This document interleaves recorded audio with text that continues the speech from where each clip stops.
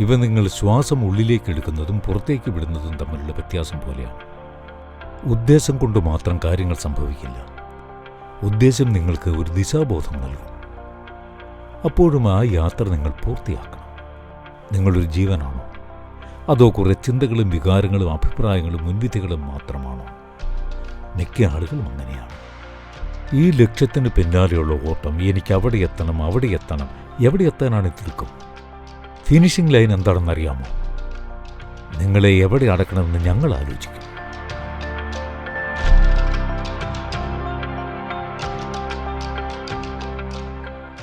നമസ്കാരം സദ്ഗുരു. ഞാൻ Elina Jacob, 3ാം വർഷ architecture വിദ്യാർത്ഥിയാണ്. എന്റെ ചോദ്യം ഇതാണ്: നമ്മൾ ജീവിക്കുന്ന ഈ സമൂഹത്തിൽ പലതരത്തിലുള്ള ആളുകളുണ്ട്. ഇൻട്രോവേർട്ടും എക്സ്ട്രോവേർട്ടും ഒക്കെയുണ്ട്. ഇതിൽ എക്സ്ട്രോവേർട്ട് ആയവർക്ക് കാര്യങ്ങൾ പ്രകടിപ്പിക്കാൻ നല്ല ആത്മവിശ്വാസമുണ്ടാകും. പക്ഷേ ഈ മത്സരലോകത്ത് ഇൻട്രോവേർട്ട് ആയവർക്ക് എക്സ്ട്രോവേർട്ടുകളെ പോലെ ഒരു നിലപാടെടുക്കാനോ പേരെടുക്കാനോ കഴിയുമോ? ഇനി അവർ ജീവിതത്തിൽ എവിടെയെങ്കിലും എത്തിയാൽ തന്നെ അവർ പഴയ പോലെ ഇൻട്രോവേർട്ടായി തന്നെ തുടരുമോ? നോക്കൂ, ഈ ഇൻട്രോവേർട്ട് അല്ലെങ്കിൽ എക്സ്ട്രോവേർട്ട് എന്നൊക്കെ പറയുന്നത്, അല്ലെങ്കിൽ ഇവ തമ്മിലുള്ള വ്യത്യാസം, ഇവ ശ്വാസം ഉള്ളിലേക്കെടുക്കുന്നതും പുറത്തേക്ക് വിടുന്നതും തമ്മിലുള്ള വ്യത്യാസം പോലെയാണ്. അങ്ങനെ ഇൻട്രോവേർട്ടെന്നോ എക്സ്ട്രോവേർട്ടെന്നോ ഒന്നുമില്ല. ആളുകളെ അങ്ങനെ തരംതിരിക്കരുത്.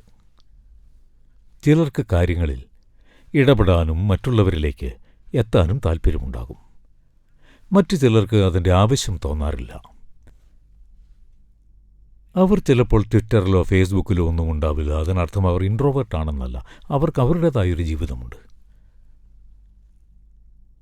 നമ്മൾ ഇങ്ങനെ ആളുകളെ അളക്കരുത്. ഓരോ മനുഷ്യനും അവർക്കിഷ്ടമുള്ള രീതിയിൽ ജീവിക്കുവാൻ അവകാശമുണ്ട്. പക്ഷേ ഇപ്പോൾ ചോദ്യം ഇതാണ്: ഞാൻ എക്സ്ട്രോവേർട്ട് അല്ലെങ്കിലും എനിക്ക് ഈ ലോകത്തെ കാര്യങ്ങൾ ചെയ്യാൻ പറ്റുമോ? അതാണ് ചോദ്യത്തിൻ്റെ പ്രധാന ഭാഗം.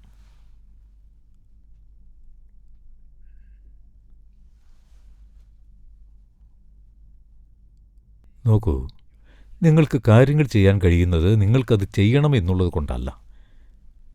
എനിക്കെന്തെങ്കിലും ചെയ്യണമെന്നത് എൻ്റെ ആഗ്രഹം മാത്രമാണ്. ആഗ്രഹം എന്നത് വെറുമൊരു ഉദ്ദേശമാണ്. ആ ഉദ്ദേശം കൊണ്ട് മാത്രം കാര്യങ്ങൾ നടക്കില്ല. അത് വെറുതെ ഒരു വഴി കാണിച്ചു തരും. എന്നിട്ടും നിങ്ങൾ ആ യാത്ര പൂർത്തിയാക്കണ്ടേ?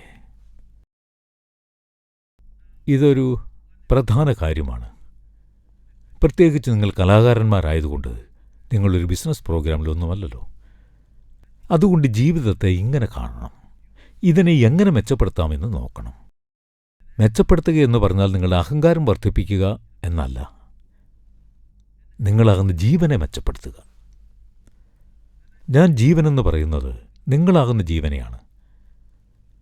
നിങ്ങളുടെ ശരീരത്തെക്കുറിച്ചോ മനസ്സിനെക്കുറിച്ചോ ഒന്നുമല്ല ഞാൻ പറയുന്നത്. ഞാൻ പറയുന്നത്, ആളുകൾ ജീവിതമെന്ന് പറയുമ്പോൾ പലതും അർത്ഥമാക്കാറുണ്ട്. ഞാൻ പറയുന്നത് അവരുടെ വീട്, അവരുടെ ബന്ധങ്ങൾ, അവരുടെ കാറ്, അല്ലെങ്കിൽ വളർത്തുനായ, ഇങ്ങനെ പലതിനെയും അവർ ജീവിതമായി കാണുന്നു. ഞാൻ അതൊന്നുമല്ല പറയുന്നത്. നിങ്ങളാകുന്ന ജീവനെക്കുറിച്ചാണ്. നിങ്ങളൊരു ജീവനാണോ? ശരിക്കും ഒരു ജീവനാണോ? അതോ കുറേ ചിന്തകളും വികാരങ്ങളും അഭിപ്രായങ്ങളും മുൻവിധികളും മാത്രമാണോ? മിക്ക ആളുകളും അങ്ങനെയാണ്. അതുകൊണ്ടാണ് നമ്മൾ നിഗമനങ്ങളിലെത്തുന്നത്. ഇവൻ ഇൻട്രോവേർട്ടാണ്, ഇവൾ എക്സ്ട്രോവേർട്ടാണ് എന്നൊക്കെ. കാരണം നിഗമനങ്ങളില്ലാതെ നിങ്ങൾക്ക് ചിന്തിക്കാൻ കഴിയില്ല. നിങ്ങൾക്ക് എല്ലാത്തിനെക്കുറിച്ചും ഓരോ നിഗമനങ്ങൾ വേണം. ഇപ്പോൾ എനിക്ക് ഇവൾ ഇൻട്രോവേർട്ടാണോ എക്സ്ട്രോവേർട്ടാണോ എന്ന് ഉറപ്പിക്കണം. ഇല്ലെങ്കിൽ എൻ്റെ മനസ്സാകെ കുഴപ്പത്തിലാകും. ആരാണിവൾ എന്ന ആശയക്കുഴപ്പത്തിലാകും. പക്ഷേ മനുഷ്യൻ്റെ കഴിവ് അതൊന്നുമല്ല. എനിക്ക് മുൻവിധികളൊന്നും വേണ്ട. എനിക്ക് നോക്കിയാൽ മാത്രം മതി. ഈ നിമിഷം അവളെ എങ്ങനെയാണ്, അതുമാത്രം പ്രധാനം. ഇന്നലെ അവൾ എങ്ങനെയായിരുന്നു, അതൊന്നും പ്രസക്തമല്ല, അല്ലേ?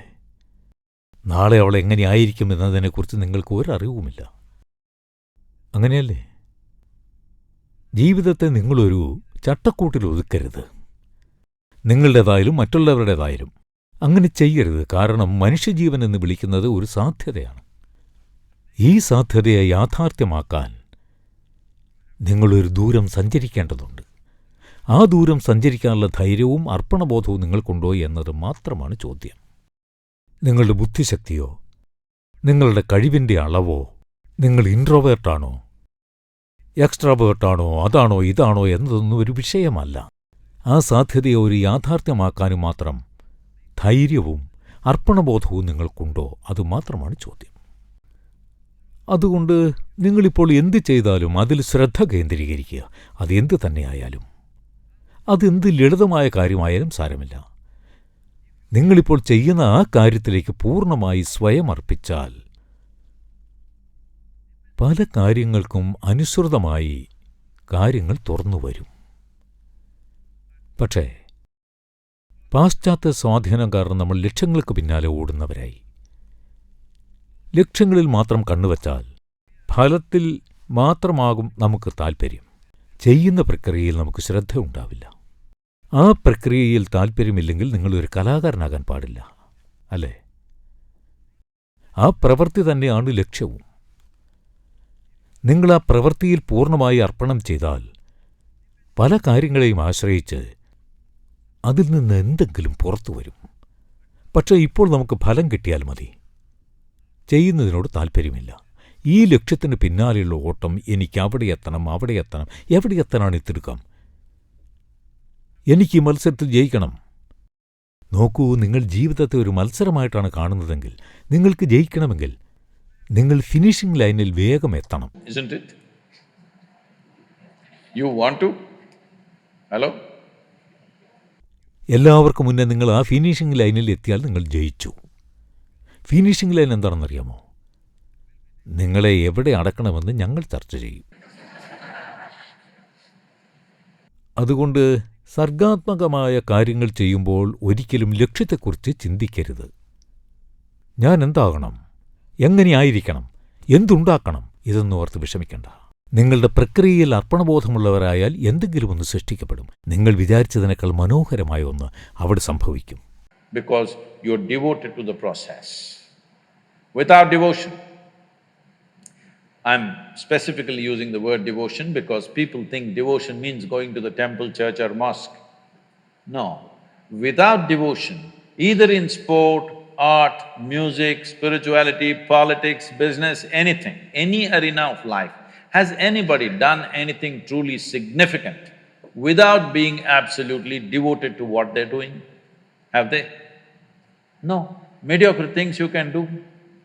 അതുകൊണ്ട് കലയെ വെറുമൊരു വരുമാനമാർഗമായി നിങ്ങൾ കാണരുത്. ഉപജീവനം സംഭവിച്ചുകൊള്ളും. അത് സംഭവിക്കും. ഞാൻ എല്ലാ മേഖലയിലുള്ളവർക്കും കൊടുക്കുന്ന ഉറപ്പാണിത്. ഏത് മേഖലയിലുള്ളവർക്കും, പ്രത്യേകിച്ച് കലാകാരന്മാർക്ക്. നിങ്ങൾക്ക് ഭക്ഷണത്തിന് ബുദ്ധിമുട്ടുണ്ടെങ്കിൽ എൻ്റെ അടുത്ത് വരൂ. നിങ്ങൾക്ക് താമസിക്കാനിടവും ഭക്ഷണവും ഞാൻ നൽകാം. പക്ഷേ എനിക്കൊന്നു മാത്രം കണ്ടാൽ മതി. നിങ്ങൾ എന്തിലെങ്കിലും ശ്രദ്ധ കേന്ദ്രീകരിക്കണം, അതെന്തായാലും കുഴപ്പമില്ല. നിങ്ങളുടെ ആ ശ്രദ്ധ കൊണ്ടൊന്നും ഉണ്ടായില്ലെങ്കിലും എനിക്ക് പ്രശ്നമില്ല. പക്ഷേ നിങ്ങൾ ഏകാഗ്രതയുള്ളവരായിരിക്കണം. ശ്രദ്ധയില്ലാത്തവരെ എനിക്ക് സഹിക്കാൻ കഴിയില്ല.